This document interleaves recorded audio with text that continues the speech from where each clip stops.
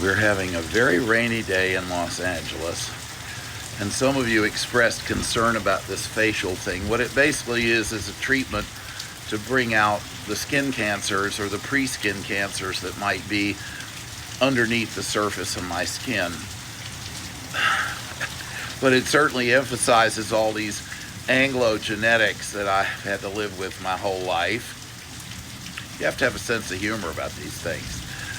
My last post about Kendrick Lamar got a lot of people, apparently it resonated with a lot of people. So I want to expand on it some and also give you some scenes of our... I love it when it rains here. It doesn't do it enough, but anyway, I wanted to talk about white privilege, white racism, especially among liberal white people who don't think they have any, and what I call Eurocentrism.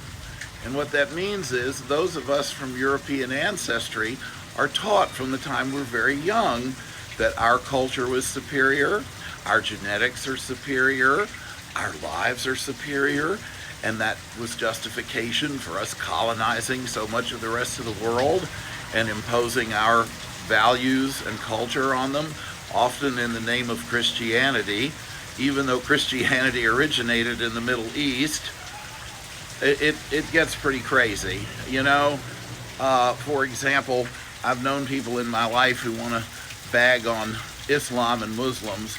You know, they behead people, and I'm like, dude, we were burning people alive at the stake in the 1400s. Islam is a relatively young religion. Give it an opportunity to evolve some. But people love those of us of European ancestry in the United States, and maybe in Europe too, just love to pass judgment on people darker than ourselves. Because we've been taught that very systematically since we were babies.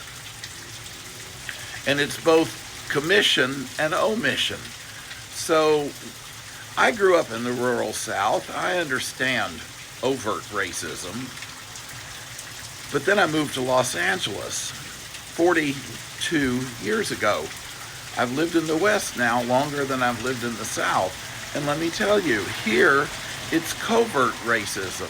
Nobody says it outright openly, or at least they very rarely do.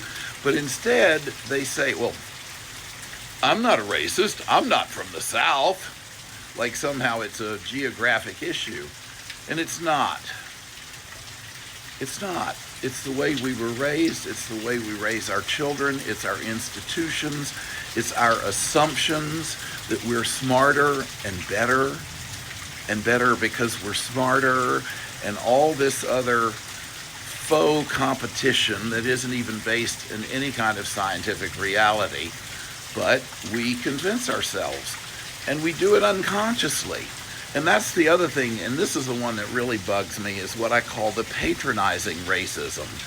It's where a lot of people who are liberal and well-meaning and all of that are like, well, actually, Farrah Griffith, who's a professor at Columbia, in the documentary about Toni Morrison's life, talked about the early reviews where, quote, sympathetic white liberal reviewers would say of Toni Morrison's work, well, she's very talented. Maybe someday she'll mature and write about the larger world and not be so limited to just writing about black people. And Farrah was like, it's limiting to write about black people?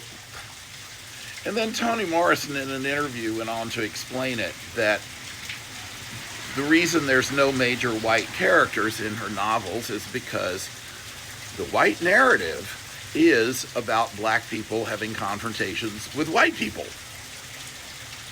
And, you know, God knows there's plenty of them, but they're not really very compelling or very interesting. And because I'm a therapist here in South Los Angeles, and most of my clients don't look like me and are half or less than half my age, you know, I live in their world. I don't want to live in the world of old white people. Old white people are boring, set in our ways, determined that the world should dance to our tune, and often very resentful that the world has changed and moved on. And they don't want to understand it. And they're just mean. I don't know how else to say it. And of course, they're the people who elected Donald Trump, make America great again, like somehow America isn't great because we're celebrating diversity. And we believe that qualified should not be a racial term or a gender term.